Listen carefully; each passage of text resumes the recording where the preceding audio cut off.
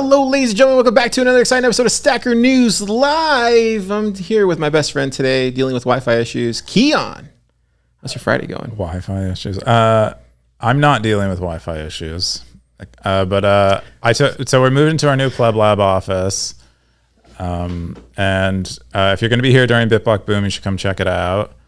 It's like 3,000 square feet, Bitcoin only space, pretty cool. I took my first nap in my office today. Is that what you're doing? It's not what I'm doing. What I'm doing all the time in my office, but I literally just laid down on the ground and took like a power nap today. Really? Yeah, it was on the floor. So you're sleeping on the floor. Did I inspire that? No, because I'm off the floor. I'm not sleeping on the floor anymore. Oh, good. Further proof that you didn't inspire it then. Yeah, I was tired. I like wanted a little nap, and I had a nap.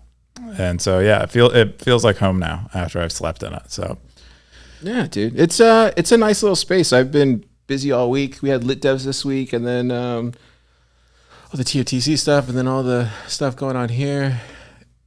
I've just been going, man. But I'm happy. We got lights now. We're slowly building out this studio, this Pleb Lab studio. So it should be. You got a bicycle? A bicycle?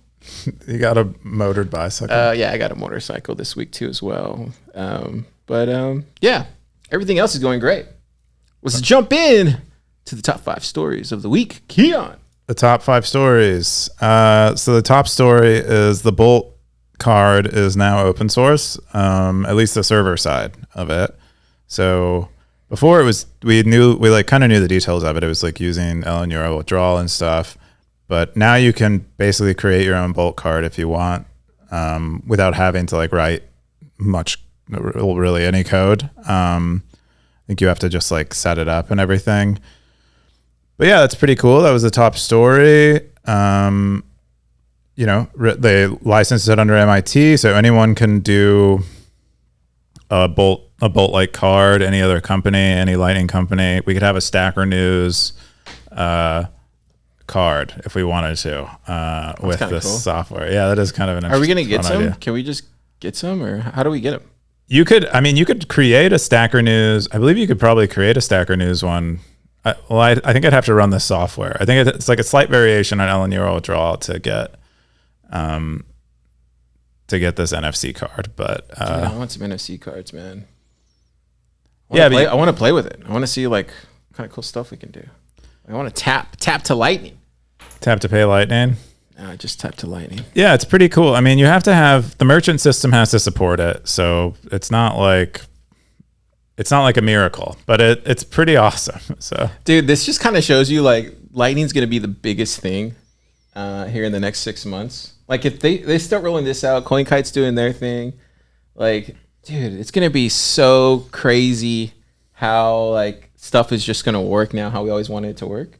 Are you drinking out of that bottle? I don't think we're supposed to drink out of the bottles. We'll put Car on here. All right. Because we're cheap. We're plebs. We have sodas. We have a soda stream instead of buying Topo Chicos. Times are hard. Like rich plebs do. So, but yeah, we're supposed to be just pouring those into cups and then drinking out of them. Cars drinking straight out of it. Drink straight out of it. That's how I do it. Like a savage. And we're back. Dude, this Wi-Fi, man. I hate AT&T, Keyan.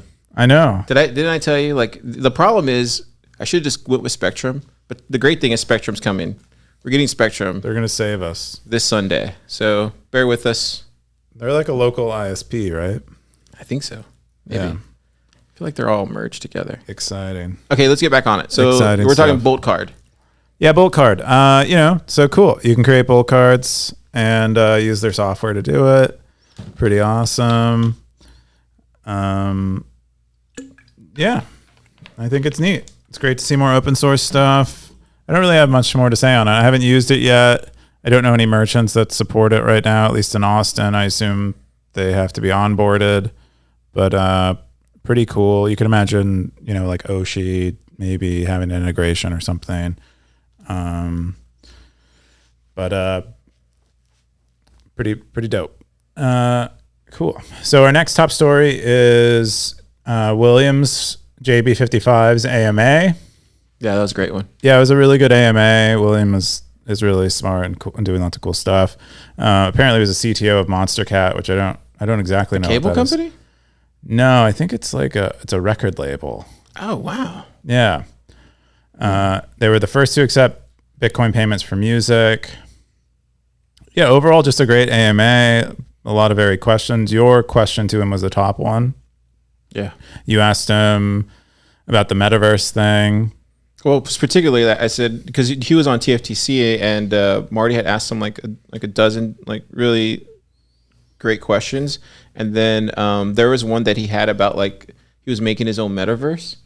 And then he shows it here, his proposal for it. It's called the Protoverse. Did you see that? I took a glance at it. Yeah. You should be able to join the same virtual world with a text, 2D, 3D, or VR client. So I think his idea was that you shouldn't be limited by your access to like certain types of hardware. Like you should just have to have a computer, which is pretty cool. It's like maximum accessibility to the virtual world. I think it was really cool because the way he explained it was like if you have text, then you can be in this metaverse. It's like an open metaverse, which makes sense. It's also consistent with a lot of the work you see him doing with Damus and Noster. Like he seems to be a huge champion of interoperability. It's a huge deal when things are interoperable. Like a bunch of really cool stuff gets unlocked, and because anyone can interact with it, anyone can build on it, and they're all kind of meshing together. It creates like incredible incentives to like build layers and layers and layers that do more and more things. Could you log in with like, let's say you log in to this like Protoverse or something that he's calling it. Could you use like your Stacker News account, I guess? Could your comments on the Stacker News account show up in this Protoverse that he's like proposing, or how would that work? I mean, I don't know. So I didn't read through the whole thing. I think there's a big idea there. I'm just not smart enough to understand it. But I think I understand what he's trying to say. Because he says at a high level, at the very top, he explains like what it could be. But he mentioned WASM. I couldn't say, and I'd be just guessing. But overall, it seems like, a more accessible metaverse, which is pretty dope. Yeah, and then a lot of other questions. One of the second top question was, you've been in the community for a long time. How much do you think the political aspects or world-changing talking points were part of the Bitcoin community in the beginning? I didn't know William was that early in Bitcoin, but I guess he has contributed to Bitcoin Core. But he basically said there weren't many politics in the beginning at all. He said it was just mostly technologists and like curious people, and there was no maximalism. And then it was kind of an insightful thing. He says he basically calls Bitcoin maximalism like the free markets version of the SEC. So it's Bitcoin maximum is doing the job that the government would do, but because the government isn't stepping up and kind of perhaps regulating unregulated securities. Interesting. Bitcoin maximalism is like more of like a social kind of enforcement of like trying to make people aware of all the scams that are happening. He said maximalism is like a response to scams, and that's when you begin seeing politics come in, because you have to kind of be motivated to be a maximalist. I thought that was pretty insightful. Yeah, that's pretty insightful. He said he was mining on his GPU when Bitcoin was worth $1, so he's very early. I had no idea.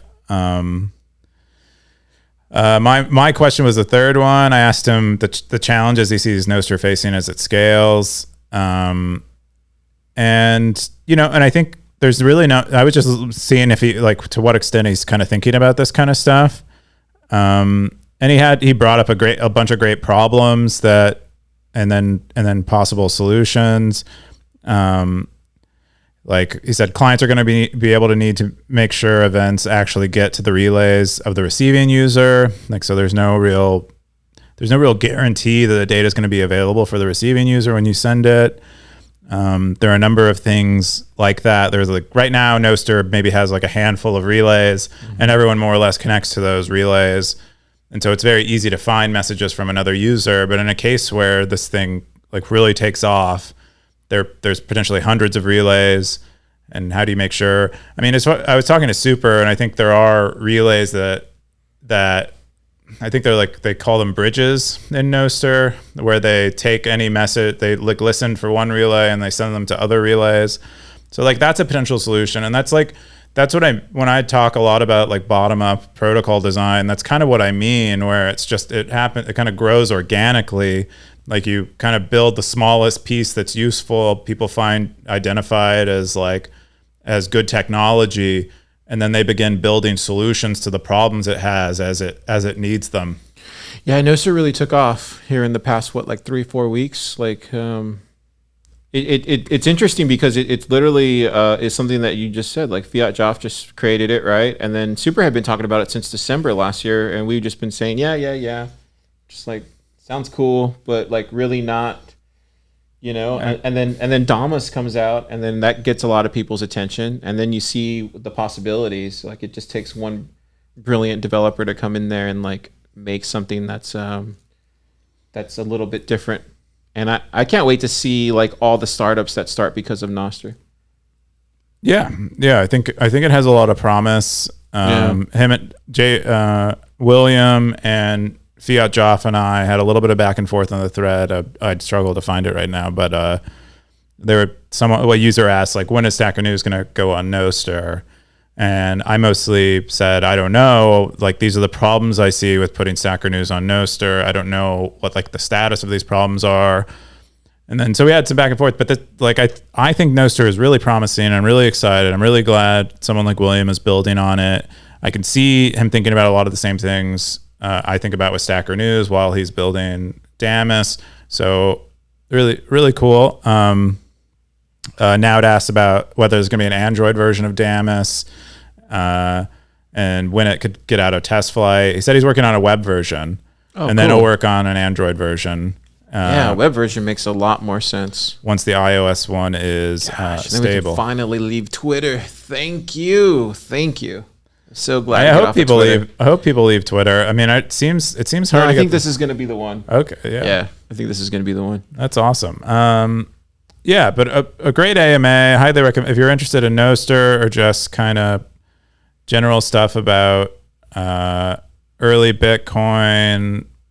Kind of thinking about Lightning Theory maybe from an early Bitcoiner. Very good AMA. Yeah, Super Testnet's actually doing a Nostr workshop next Saturday here at Pleb Lab. So, it should be cool. We'll figure out if we can record it or not and then share it on Stacker News. Cool. So that was a great AMA. And we're back. It's kind of day it's been for Car. Chapter 3 of Stacker News Live today. We'll just cut them up into chapters for you. Yeah. Sorry if anyone's trying to watch the live stream, although I think there's only like 2 of you. So don't worry. We'll get it all together into one piece eventually. Anyway, like I was saying, there's Homeless Mokum. So they've written on for Bitcoin Magazine before, but they also wrote on Stacker News today. I don't know if this was a piece they've shared elsewhere, but it was a really well written piece, kind of touching story. They apparently were in a financially abusive relationship where their partner kind of took financial advantage of them, opened up credit cards in their name, that kind of stuff, racked up a bunch of debt, and they kind of ended up in a bad place. And they say this resulted in them becoming homeless in Amsterdam. Wow. But then they kind of found Bitcoin and kind of had renewed hope in like being able to financially recover. That's good. And they don't need the banks and stuff that maybe wouldn't give them access given the debt levels and perhaps, being without a home or whatever. It's a touching story about kind of like how Bitcoin maybe serves, it serves best like an unprivileged class of people. But a great story, good writing, earned 17,000 sats. I hope that helps out. Homeless Mokum apparently is recording all the sats they're earning. So they've almost earned 1 million sats. They might not have updated their bio in a while, but pretty cool to see original content like that on Stacker News. That's cool. I love hearing that story. Bitcoin can change lives. Yeah, it's good to know. I mean, we see it happen quite a bit, but we don't see it happen like in like a literal sense. It's more like a philosophical kind of like maybe quasi-spiritual kind of way it changes people. Yeah, Bitcoin feels like a religion sometimes. I think it's good, but I appreciate Homeless Mokum sharing their story. That takes a lot of strength to do that. So thank you for sharing with us. Yeah, I mean, yeah. So some people wonder if blockchain B says, hate to be that guy, but can anyone fact check this? And so, some people are kind of skeptical that perhaps Homeless Mokum is pretending to be homeless. Who knows? It's a weird thing to lie about, but it's kind of one of those things that I always go back to. Like, I'm not going to say anything, but I will say this. Like, it's like when you see a homeless person on the street, they're asking for $5, whatever. You give them $5. What they're going to do with that $5? Like, you have no idea. Yeah. So what I was saying is, the internet died again. But what I was just saying is like, it's one of those things where, you don't know what they're going to do with it, and you just hope that it goes in the right direction, and that's the only thing that you can control. There's no use thinking further than that. That's what I believe. Yeah, that's good. I think it's a little more complex on the internet, but that's pretty consistent. Still a really cool, good original content. You can imagine a story like that being true, even if it isn't. But I have no stance on whether it's true or not. I'm kind of irrelevant to me, but cool overall. Our next top story is from Abubakar. Abubakar is a Nigerian programmer and is a Bitcoin core contributor, and he's also the CEO, CTO of Recursive Capital. Recursive Capital invests in like Bitcoin startups and specifically things that they think are going to play a significant role in Africa's digital economy. He also launched Koala, which I've seen a lot of like great stuff coming out of Koala, which is it's like a Bitcoin education program, kind of like Chain Code, but dedicated specifically to Africa. He also is a board member of B Trust, which was that like $1 billion worth of Bitcoin trust that Jack Dorsey set up. So really cool to have him on for an AMA. Got a lot of great questions. What kind of questions? So the top question is asking him what the code looks like. And he says it looks pretty good. It's more or less. He said it looks okay. Some parts are better than others.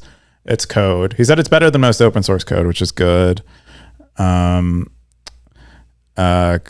Rook asked him if you could instantly turn one person in Africa into Bitcoiner, who would you pick? He didn't name names, but he said he would like more high-profile people and devs to continue to get involved in the space, and I think we'll see that happen. He wants someone in government too to get orange pilled. He thinks that probably has an outsized impact, and it does for regulation. So there's a lot of like questions in here where he's kind of like the most important thing right now. It seems like in his opinion for Bitcoin in Africa is making sure that it doesn't get like banned and has like a path to allow people to accept it fairly easily, especially in countries where the government is perhaps a little more repressive than others. Kevin Rook asked him again, are there any books that have meaningfully changed your worldview? He said he gave a Seneca book on the shortness of life, I think. It might be an essay, I'm not sure. I haven't read much Seneca, but I hear good things about Stoicism. A lot of like smart, accomplished people really like Stoicism. So consistent with that.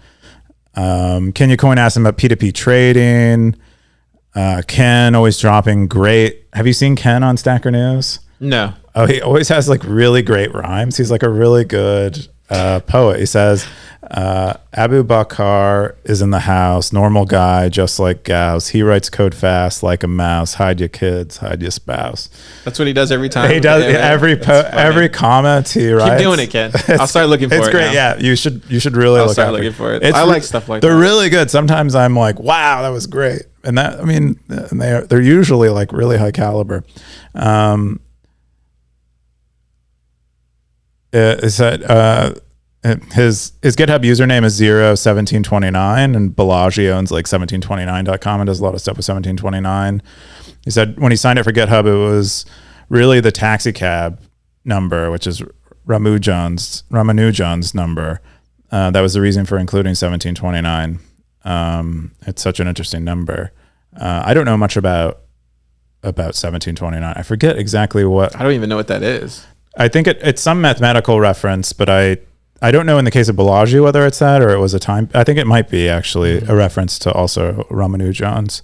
But Ramanujan was like a crazy mathematician, like just like utter, like jaw-droppingly brilliant. Would have like without any formal education, he would like, and I believe he did things like invent calculus on his own without knowing it existed, and would just be able to do incredible math problems in his head.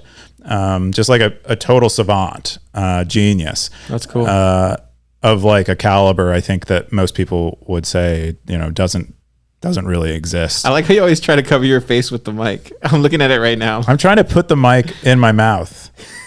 I'll go like this. You don't need to speak that loud. That's always funny though, but I love it. All right. It's a little Easter egg. The little things. Anyway, really cool AMA. He's great. I'm so happy to have him on there. Yeah, it seems like this was your favorite AMA of the week. It was Williams was great too. I liked them all. We also had Elise on. It didn't get in the top 5. That was also a really good one. She wrote lots of great elaborate answers. I was kind of upset she didn't answer my questions very directly.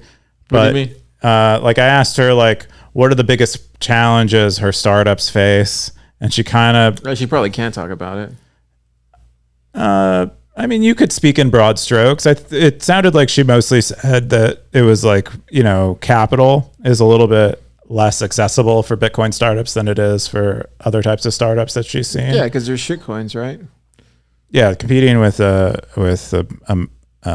of an ideology. It was a great AMA. And Elise's is great too. I checked that out if you like AMAs. Yeah, it was good. I asked a couple questions. They didn't get answered. Oh. So it's all good. Did they really not? No. What's the next one? Yeah, the next... Oh, no, not that one. I'm talking about the Elise's? One. Yeah. She's like really pressed for time. Like very busy. Exit attacks on the Lightning Network. Crypto coin. I feel like he always finds the good ones. What is this? Yeah, he's very on top of Bitcoin news. Here is another Ken rhyme. First, they attack the mempool. Why do they have to be so cruel? The limited block space is Bitcoin's jewel, secured by energy. Jewel. I don't know. Is that a poem or is that a... It's a rhyme. It's like a rap. I think he's a rap. What is it? His bio, I think, says... yeah. All I do is stack sats in a rhyme. Wow. Yeah, he says it right in the bio, dude. It's amazing. I love it. Why do you like that stuff? It's so great. It's so fun. It cheers me up. Yeah, it is fun. So he does it for everyone, not just AMAs. Every comment he leaves is a rhyme. He does a 4-line rhyme. That's interesting. It's amazing. See if you can do a Stacker News rhyme. That'd be cool. He does do Stacker News rhymes. He's on Stacker News, so he rhymes about Stacker News. Does he? Yeah. Okay. Maybe we'll find some other ones in the other posts. But yeah, this paper describes 2 attacks on the Lightning Network. It kind of circulated widely, because people hate Bitcoin maxis. What are we calling them now? We're calling them Antimas or whatever. I don't even, dude. This is why Twitter needs to go away. Like, I can't wait till Damus just like dominates, and then we can move over to that. Yeah, Twitter's it's in its last days, bro. I don't know if you know this, but I can definitely feel it. I mean, I don't know the future, but I get what you're saying. I can feel it, dude. It's like, the ending of MySpace. It's kind of like that, where we all knew, we saw, it was like it's already headed. Like, and that's what Twitter feels like these days. It just feels like the ending of it. Sorry. It's just what Car believes. I think it's a pretty good feeling. It does not feel great. I think people will continue using it, just like people continue using Facebook. It doesn't mean that it's like where everybody is like people migrate away. Yeah. People who maybe It'll don't have a just be great like experience. laughed about, like kind of like Facebook is right now, where people just like laugh about people who use Facebook. It's like, oh, you use Facebook. It's like a joke. Yeah. I don't know. I mean, I went to a play like a week or two ago, and there were two older women sitting in front of me, and both of them were scrolling on Facebook and Instagram. And it was really interesting. They like watched the ads, which I found like surprising. They didn't skip through. They didn't skip through the ads. It's because they're used to that like television programming. I mean, maybe that's it. I don't know. They're just like not they're not programmed. They're not used to, like, I skip every ad the moment I get the chance. I think this is why like that kind of stuff goes away. It's just because that generation is used to it, right? Like that generation is used to those, like they grew up with that. This is why you see a lot of issues like on the political side, because that generation leaves office. Then this new generation comes up and they bring a lot of the baggage that they grew up with into it. So yeah. Well, I mean, I don't have to talk about that stuff. But let's get back to the topic. I hope Damus takes off. Anyway, so this paper came out. It circulated widely. I'll like summarize the attacks, but so they describe two attacks. One is a zombie attack. Basically, if you gain control of like they call it a coalition of about 30 nodes, they have to be kind of significant in the network. You know, a lot of channels. If they exit the network, if they close all of their channels, or if they stop participating in the protocol and their peers close their channels during a period of high congestion on layer one, it could cause those funds to be locked up for a long time. So this is one attack they described. That's, we mostly call that a griefing attack. They kind of gave it their own name. I think it's a small variation on a griefing attack. I think probably because it's like kind of this more network-wide thing. The second attack they describe is the mass double spend attack. This is, I believe, called flood and loot normally, but kind of a similar. You have a coalition of about 30 nodes, and what you do is you basically publish a double spend, or you basically claim to have Bitcoin that you've already spent in a channel by publishing it to the blockchain. And then they argue that if enough nodes who have channels with you have poorly configured watchtowers, which would be able to contest such a double spend, then they would be able to collect Bitcoin in the event where there's a lot of layer one congestion. So for a lot of people, this isn't like a surprising paper. I think like the most of what's useful here is like they tried to like quantify like how many nodes you would need to be able to do this, and maybe what are the delays that are on lock times and stuff that you might want to be able to make the attack more effective. How many pages is it? 11? It's several pages.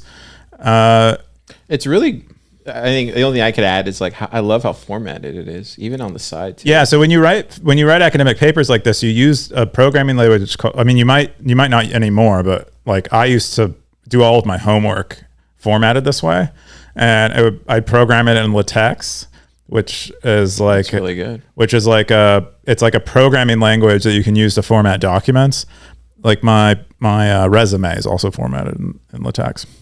Yeah, I love it. Yeah, but so the funnier part of this is the mitigations that they recommend.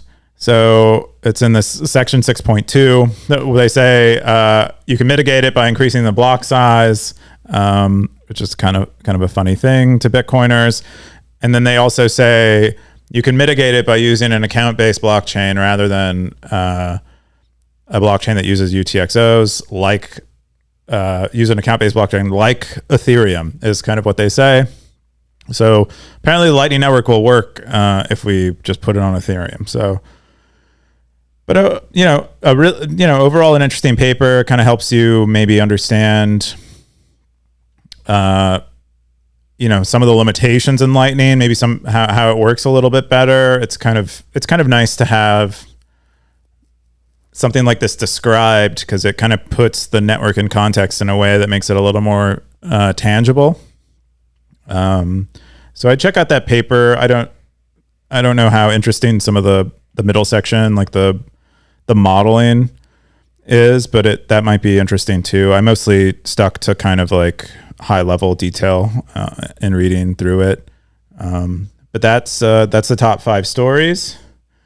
Are you okay? Yeah, I was just getting messages from the comments. So this is your top story.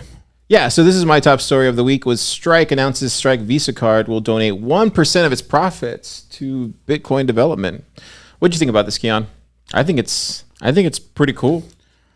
Yeah, I mean, I don't have many opinions on it. I didn't really look into it too much. So if you scroll down, I did ask a question and it got answered right away. But I asked, how big is this first? And does Fold do the same thing? Is there anything different? And then I think it was Cullen. He said, it's pretty big if you're a Strike user, though all Bitcoiners stand to benefit from the 1% donation to Bitcoin core development. I'm not a user of Fold, but as I understand it, Strike differs by offering a broader suite of financial services. And then it was Ev that says it's 1% of profits, though, not 1% of your spending. If you go out to a nice dinner and spend $100, Strike and Visa split 3% for payment processing fees to make that $1.50. Strike has operational costs. Obviously, costs that need to be covered. Let's just assume there's $1 profit. Bitcoin Core gets 1 cent, a single penny from that purchase. So I don't know if this all like is true or not, but a lot of people were speculating on how much it actually is. So it's good. I think it's a good question to ask. I didn't see like an actual press release about this. I just saw like a tweet.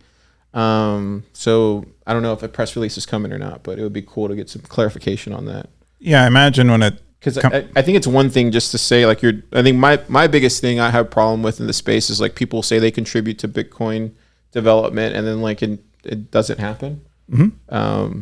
And that's why I like the podcasting 2.0, because you can see when it's going to open sats and you can see all this stuff. So I think just like more clarification on that would be awesome. But I think it was Strike, or maybe it was I forget who it was that donated to BTC Pay Server or something like that.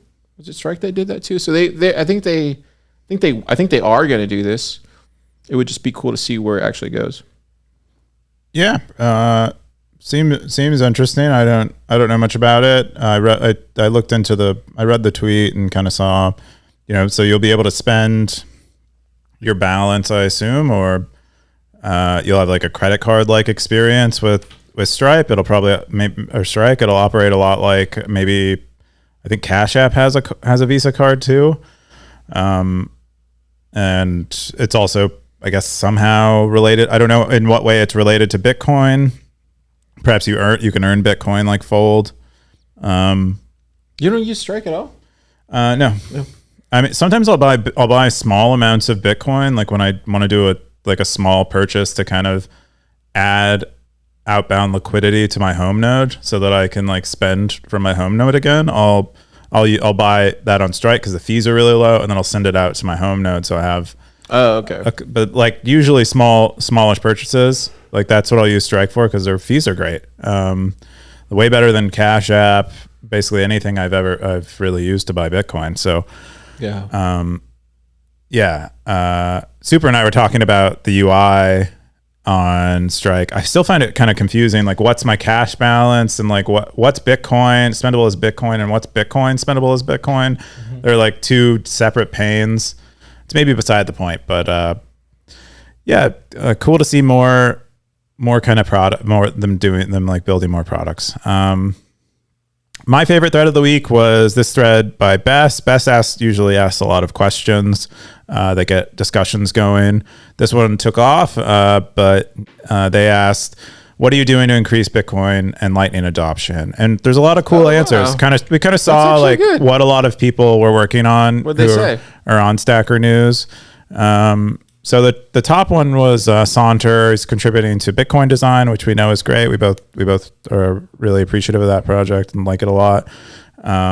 Iguano says he's using it, which is true for I guess most of us. But yeah, that is helping. And Arc.io is working on a Bitcoin marketplace. I assume like a kind of peer-to-peer thing, given other content that Arc.io has shared, very into peer-to-peer, very into no KYC type stuff. He says he's personally worked in Bitcoin as a remote web dev since 2016. So it's cool. What did Darthcoin say? Darthcoin, he onboards merchants. That's like one of his big things. Oh, and cool. he obviously does a lot of guides. He has a lot of great guides on Lightning online that a lot of people reference. If you go to like Umbrel's support docs, Darth is like in there answering a bunch of questions, linking to things he's written about. Yeah, I like Darthcoin. Yeah, very helpful. People, some people get upset at that he is a passionate man, but he is a passionate man. He also said he creates meetups and stuff. Anyway, there's like a bunch of answers in here. Kale, this is a kind of fun answer, but Kale said he's building a Stacker News app. Who's that? I don't know who Kale is. I've never met Kale, but Can I see his username? oh, you can't see it right now? Oh, there you go. I can see it. Kale. Oh yeah, I've seen Kale before. Yeah. So he's building a Stacker News mobile app. It'll be an iOS Android client. He said it's going to be read only. He thinks he'll be able to like open source it soon and then maybe ask for some other stuff. I was like, what? You're building? I didn't know anyone was building the app. I didn't realize that it would be that easy to access my API. Well, I thought a web page was technically an API. No. So an API is like, it's what your server gives you to like communicate with.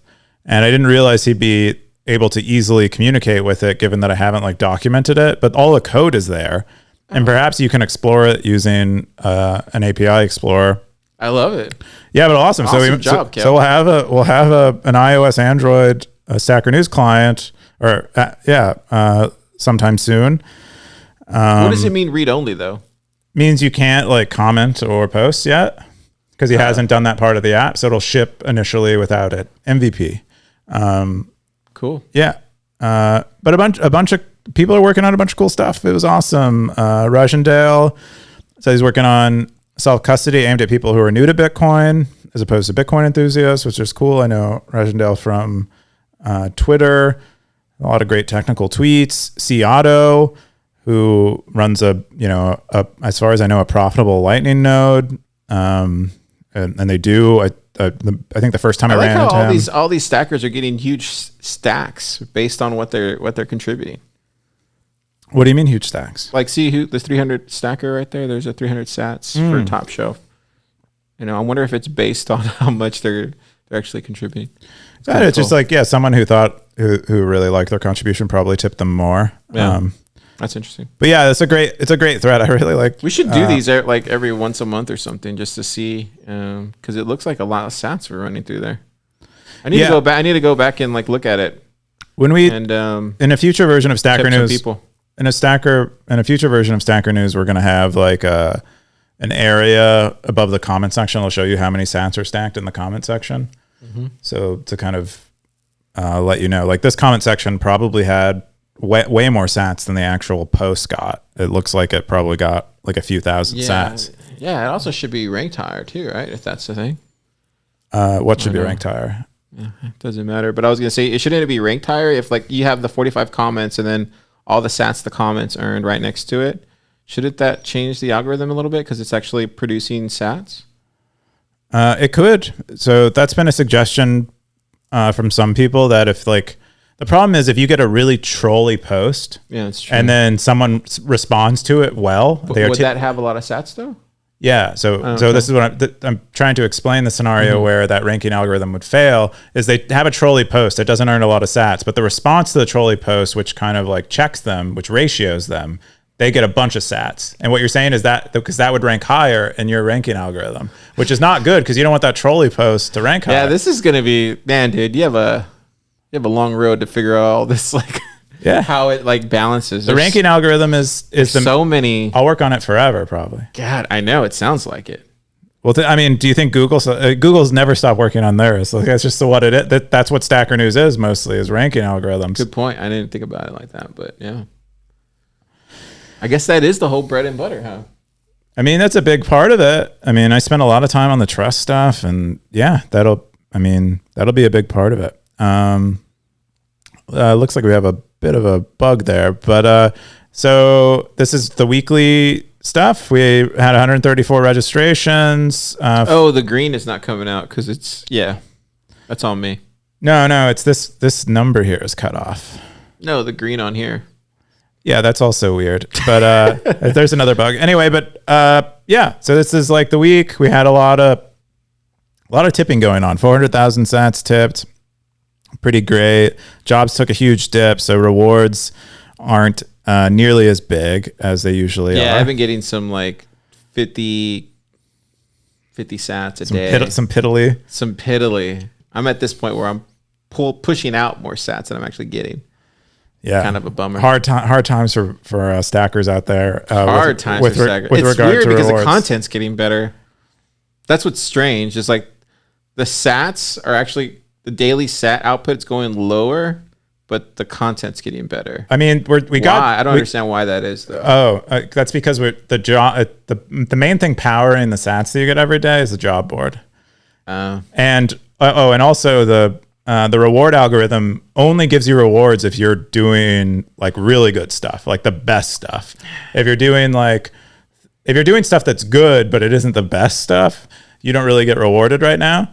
So that was a change that I made to the reward algorithm. We'll probably make it so that like even good contributions that aren't the best stuff probably get some level of reward. We need a low level side contribution or something, like good effort contribution. Yeah. The hurdle to get rewards right now is too high. I'll be fixing that in future updates, but this was just, I think there's a balance to strike, and I'll strike it. There's a balance there.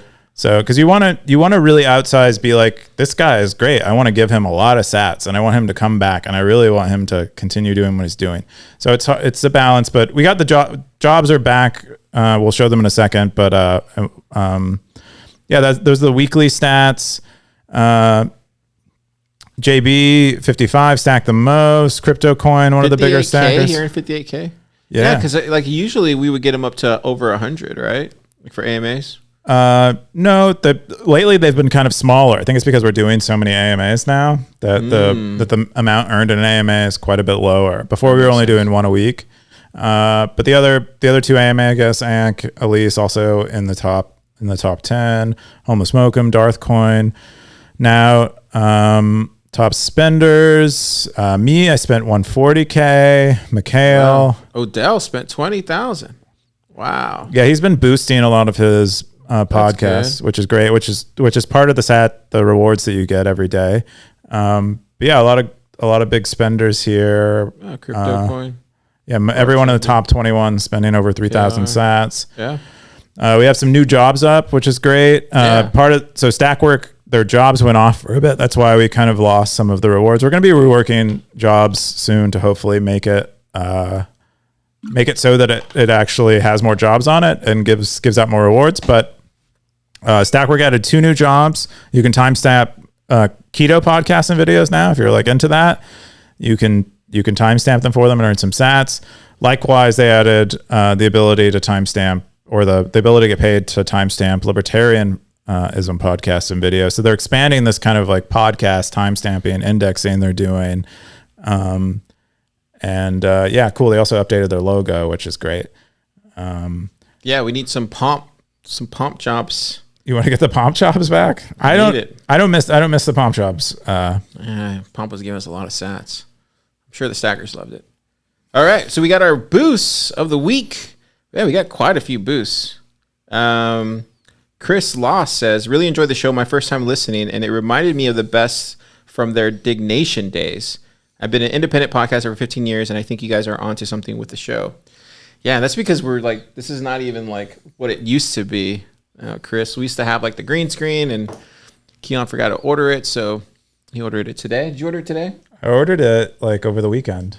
Oh, okay. It's just late. I'm cheap, and I got an open box one, so it's coming slower. Yeah, so we should have a green screen behind us. We'll get the lights adjusted. We'll get a better camera set up. So Yeah, I appreciate it. Do you remember Dignation?